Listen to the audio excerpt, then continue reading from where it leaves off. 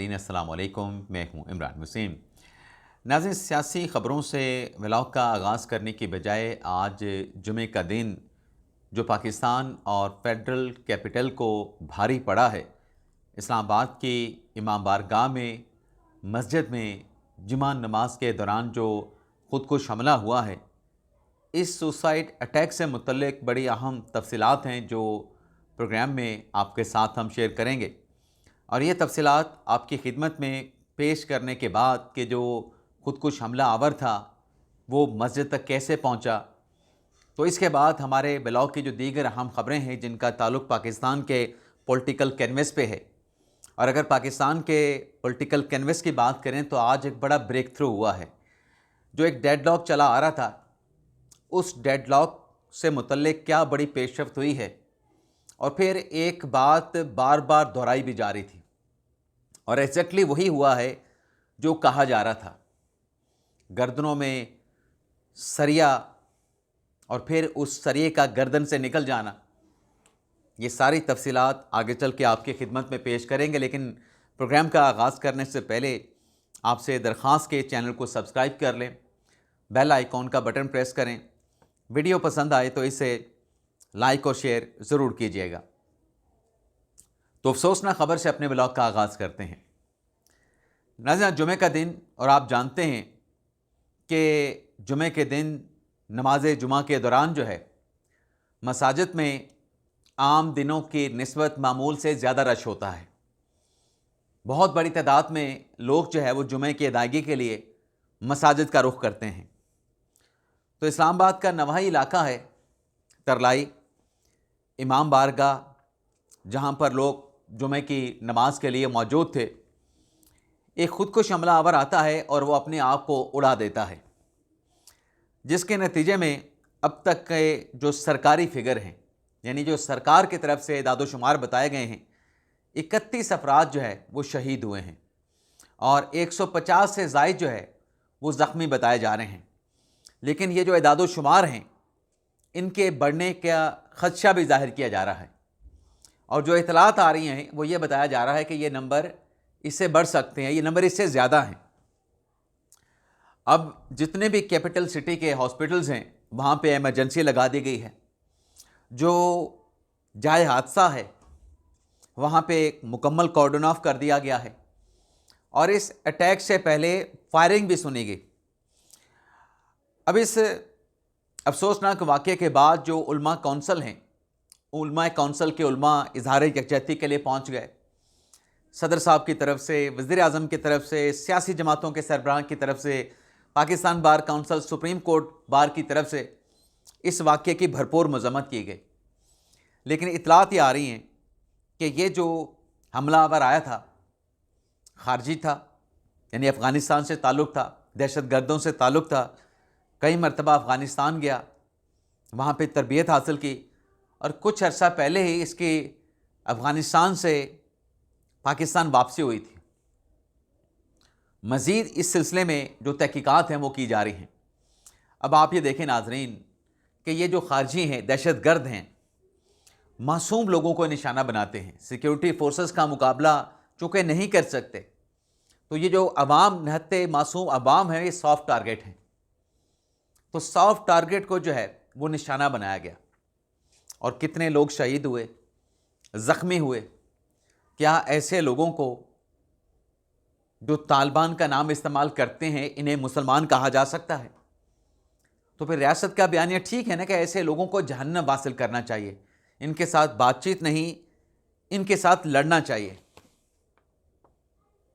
तो इस्लामाबाद की जो फ़िज़ा है वो सोगवार है। पंजाब की वज़ीर आला मरीम नवाज़ ने भी, दीगर वज़रा आला ने भी इस वाक़े की मज़म्मत की है, अफसोस का इजहार किया है और रावलपिंडी के हॉस्पिटल को भी हाई अलर्ट कर दिया गया है।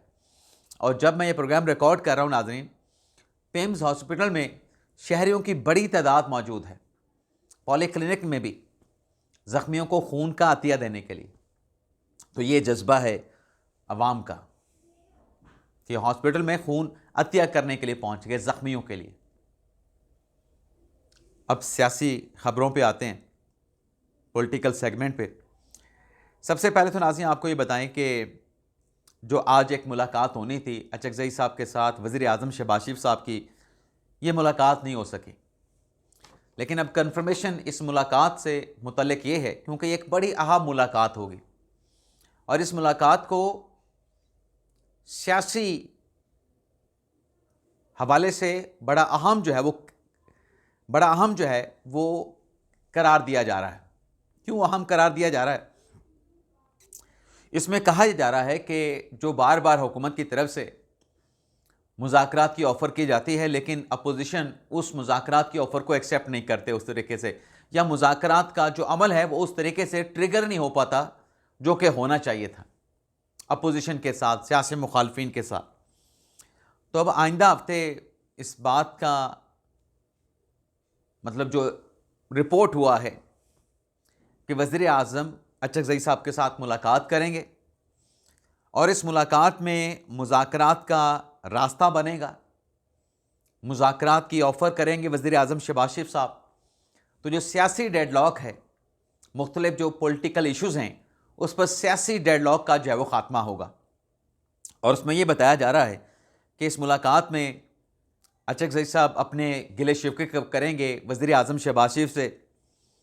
हुकूमत की तरफ से जो पार्लियामेंट की कार्रवाई है उसे समूथ तरीके से चलाने की बात की जाएगी और पार्लियामेंट की कार्रवाई को आगे बढ़ाने के लिए मुश्तरका लाया अमल तय किए जाने से मुतल्लिक इस पे बातचीत की जाएगी।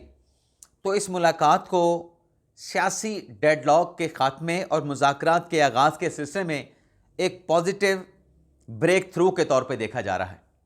अल्लाह करे ऐसा ही हो कि सियासी मुखालफत छोड़ के होने चाहिए, सियासी इख्तलाफात होने चाहिए, लेकिन सियासी मुखालफत नहीं होनी चाहिए। इसका ख़ात्मा हो और बैठें और मिल बैठ के जो मसाइल हैं उन मसाइल के ऊपर बातचीत करें। लेकिन नाज़रीन, माफ़ी चाहता हूँ नाज़रीन, पाकिस्तान तहरीक इंसाफ जिसकी तरफ से या जिनकी तरफ से क़यादत की तरफ से आज एक याददाश्त चीफ जस्टिस याहिया फरीदी साहब रजिस्ट्रार सुप्रीम कोर्ट रजिस्ट्रार साहब को पेश की गई, जिसमें कुछ पॉइंट उठाए गए हैं। अब वो पॉइंट्स क्या हैं? उसमें एक तो ये कहा गया है कि इमरान खान साहब का खुफिया और उजलत में पिम्स हॉस्पिटल में मेडिकल मुआयना करवाया गया। अब ये जो आज के अफसोसनाक वाक़े के ज़ख्मी हैं वो भी तो पिम्स हॉस्पिटल ही जा रहे हैं ना। लेकिन चलें, इस बहस को छोड़ देते हैं। याददाश्त में कहा गया कि खुफिया और उजलत में खान साहब का पिम्स में प्रोसीजर करवाया गया, बेखबर रखा गया, पार्टी को, रिश्तेदारों को, फैमिली अरकान को, ज़ाती मुआलिज को इमरान खान साहब तक एक्सेस नहीं दी गई, रसाई नहीं दी गई और खान साहब की मुलाकातों पे बंदिश है और जो मेडिकल रिपोर्ट है वो मेडिकल रिपोर्ट भी नहीं दी गई। अब आज उस पर जैसे पाकिस्तान तहरीक इंसाफ के अरकान सुप्रीम कोर्ट पहुँचे थे, उससे पहले ही सोशल मीडिया के ऊपर ये बात हो रही थी, ये बात कही जा रही थी और बार बार दोहराई जा रही थी कि तहरीक इंसाफ वाले ये कर क्या रहे हैं। सुप्रीम कोर्ट जाने की बजाय इन्हें अपना जो फोकस है वो तो या तो इस्लामाबाद हाई कोर्ट रखना चाहिए या फिर आईनी अदालत का जो रास्ता है, आईनी अदालत का रास्ता अपनाना चाहिए, अख्तियार करना चाहिए, वहाँ पे एप्लीकेशन फ़ाइल करनी चाहिए। और हत्ता कि ये वाली जो बात है ना कि आईनी अदालत जाएँ या इस्लामाबाद हाई कोर्ट जाएँ, पाकिस्तान तहरीक इंसाफ का जो नैरेटिव है उसको सपोर्ट करने वाले यूट्यूबर भी, सोशल मीडिया के इन्फ्लुएंसर भी यही कह रहे थे, भाई सुप्रीम कोर्ट क्यों जाते हो, उनके पास कोई अख्तियार नहीं। 27वीं आईनी तरमीम के बाद आपके पास लीगल माइंड्स मौजूद हैं। कौन से वकला हैं जो आपको सुप्रीम कोर्ट जाने का मशवरा देते हैं? कौन से कानूनी माहिरीन हैं जो आपको कहते हैं सुप्रीम कोर्ट जाएं, वफाकी आईनी अदालत और इस्लामाबाद हाई कोर्ट ना जाएं? अब सबसे बड़ा जो नुकता तहरीक इंसाफ का है कि इमरान खान साहब की मेडिकल रिपोर्ट नहीं मिल रही। अच्छा, मेडिकल रिपोर्ट के असूल के लिए कल मैंने आपके साथ एक नुकता शेयर किया था कि जो ATC अदालत रावलपिंडी में बानी तहरीक इंसाफ इमरान खान साहब का जो केस है ना, उसमें वकला की जानिब से दरख्वास्त दी गई कि हमने खान साहब के मेडिकल मुआयने के लिए दरख्वास्त दी और उस दरख्वास्त के ऊपर अदालत ने ऑर्डर किया, लेकिन अडयाला जेल के इंतज़ामिया ने बानी PTI इमरान खान का मेडिकल मुआयना नहीं करवाया। तो आज अदालत में ATC अदालत रावलपिंडी में जज अहमद अली शाह साहब के सामने जो अडयाला जेल के सुपरिटेंडेंट हैं, उनकी तरफ से रिपोर्ट पेश की गई और उस रिपोर्ट में इमरान खान साहब की मेडिकल रिपोर्ट भी मौजूद थी और बताया अदालत को यह गया कि इमरान खान साहब का मेडिकल मुआयना करवाया जा रहा है, इमरान खान साहब का प्रोसीजर भी करवाया गया है, प्रिजनल जो रूल्स हैं, जेल जो मैनुअल है उसके मुताबिक इमरान खान साहब को तमाम सहूलियात बशमूल मेडिकल फैसिलिटीज़, तमाम सहूलियात इमरान खान साहब को मैसर हैं। अब ये जो रिपोर्ट आज अदालत में आई है, इस पर अदालत ने कल तक समाअत को मुलतवी किया है, लेकिन अब ये जो रिपोर्ट जिसके ऊपर याददाश्तें सुप्रीम कोर्ट में जमा करवाई जा रही हैं, अब यही कहा जा रहा था ना, और एग्जैक्टली वही हुआ है जैसे हमने कल आपको बताया था कि जेल सुपरिटेंडेंट अदालत में आके जो उनको शोकास नोटिस जारी किया गया है, अदालत को आकर आगाह कर देंगे कि इमरान खान साहब की डेली मेडिकल उनका चेकअप होता है, उनकी ट्रीटमेंट पेम्स में करवाई गई है और ये रिपोर्ट है। तो वो रिपोर्ट आज अदालत में पेश कर दी। खान साहब के वकला दरख्वास्त दे दें कि इस मेडिकल रिपोर्ट की कॉपी हमें फराहम कर दी जाए, वो कॉपी कल उनको अदालत से मिल जाएगी। अब इतना इसमें कोई तरद्दुद वाली, कोई मुश्किल वाली बात है नहीं, रुकावट वाली बात नहीं है। तो यहाँ पे जो चक्कर लग रहे हैं, अगर उसी जगह पे फोकस होता ट्रायल कोर्ट पे, इस्लामाबाद हाई कोर्ट या फिर वफाकी आईनी अदालत, लेकिन चूंकि कुछ मामलात के ऊपर सियासत भी करनी होती है, सियासी इवेंट्स क्रिएट करने होते हैं कि और दिखाना ये होता है कि पाकिस्तान तहरीक इंसाफ, बानी पीटीआई और उनकी जमात तहरीक इंसाफ के लिए ये सब कुछ कर रही है, ये स्ट्रगल की जा रही है, ये जद्दोजहद की जा रही है, इसके अलावा कोई मकसद नहीं। और अब कल इस केस की समाअत होगी और इस केस की समाअत में जैसे मैंने कहा, बल्कि कुछ तो जैसे मैंने कहा कि ऐसे इन्फ्लुएंसर हैं जो सपोर्ट करते हैं कि आप आईनी अदालत में जाएं, इस्लामाबाद हाई कोर्ट में जाएं और वो इन्फ्लुएंसर पाकिस्तान तहरीक इंसाफ का नैरेटिव लेके चलते हैं, लेकिन कुछ ऐसे भी आंखों से बसारत से महरूम है, हालांकि देखने की बसारत है लेकिन फिर भी आंखों की बसारत से महरूम है, जो ये कहते हैं कि फरीद साहब ने मौका ज़ाया कर दिया, सुनहरी मौका चीफ जस्टिस फरीद साहब ने गंवा दिया। ओ भाई, एक तरफ आप कानून की हुक्मरानी की बात करते हैं, एक तरफ आप आइन की बालादस्ती की बात करते हैं। जब आप आइन और कानून की बालादस्ती की बात करें तो फिर बताएं ना कि याहिया फरीद के पास अख्तियार क्या है ऐसी दरखास्तों के ऊपर नोटिस लेके कार्रवाई करने का, और अगर अख्तियार है उनकी नज़र में तो वो आर्टिकल हमें भी बता दें, वो सेक्शन हमें भी बता दें, हमें भी थोड़ा सा एजुकेट कर दें। लेकिन हुआ तो वही है ना कि आपको एक तरीक़ाकार के तहत, मैकेनिज़्म के तहत रिपोर्ट मिल सकती थी। अब वो रिपोर्ट अदालत में आ चुकी है, पब्लिक रिकॉर्ड का हिस्सा बन चुकी है।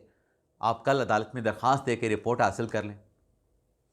इसके साथ साथ नाज़रीन, एक वीडियो भी है और वह वीडियो और उसके कंटेंट्स पे आने से पहले तहरीक तोहफ़्फ़े आने पाकिस्तान ने, अचकज़ई साहब ने, तहरीक इंसाफ ने मौलाना फजल रहमान साहब के साथ रब्ता किया है। और जब हम ये प्रोग्राम रिकॉर्ड कर रहे हैं, इस बात का इम्कान मौजूद है कि कुछ ही देर के बाद तहरीक इंसाफ, तहरीक तोहफ़्फ़े आने पाकिस्तान का डेलीगेशन, जिसमें अचकज़ई साहब होंगे, जिसमें बैरिस्टर गौर साहब होंगे, असद कैसर साहब होंगे, शहराम तरकई साहब होंगे, आतिफ खान साहब होंगे, जुनैद अकबर साहब होंगे, दीगर क़यादत मौजूद होगी, मौलाना फजल रहमान साहब के घर जाएंगे, उनकी रिहाइशगाह जाएंगे और मौलाना फजल रहमान साहब के साथ मुलाकात करेंगे। तो ये भी एक सियासी डेवलपमेंट है, लेकिन बड़ी डेवलपमेंट जो वज़ीर आज़म की अचकज़ई के साथ अगले हफ्ते मुलाकात होगी, वो सबसे बड़ी सियासी डेवलपमेंट है। एक नाज़िम वीडियो भी है और वीडियो बड़ी अहम है, जो कि पब्लिक हुई है, सरफेस पे आई है। इसमें इमरान खान साहब की बहन नौरीन खानम भी हैं, इमरान खान साहब की बहन उज़मा खान भी हैं। अभी 18 सेकंड का क्लिप है, ज़रा सुने कि इमरान खान साहब की बहनें क्या फरमा रही हैं। ये शायद इजराइल के अलावा मेरा नहीं ख्याल कोई और मुल्क ऐसा किया होगा जो ये पाकिस्तान कर रहा है। उस दिन हमें मकबूजा कश्मीर का एक कश्मीरी बता रहे थे, कहते हैं मकबूजा कश्मीर में इंडियंस ऐसे नहीं कर रहे, जो यहाँ जुल्म हो रहा है ना वो मकबूजा कश्मीर में भी नहीं हो रहा। अभी इमरान खान साहब की दो बहनें क्या कह रही हैं कि जो जुल्म हुआ फ़लस्तीन और गज़ा पे, जो जुल्म हुआ मकबूजा कश्मीर के अवाम पे, भारतीय फ़ौज ने किया, भारतीय अफवाज ने किया, इसराइल वालों ने जो गज़ा और फ़लस्तीन पे किया, पाकिस्तान में उससे ज़्यादा पाकिस्तान के अवाम के ऊपर जुल्म हो रहा है। अब नाज़रीन, ये इस बात का ज़मीनी हक़ाइक़ के साथ कोई ताल्लुक़ है? ज़रा रत्ती बराबर भी इसमें हकीकत है, आप ख़ुद फ़ैसला कर लें।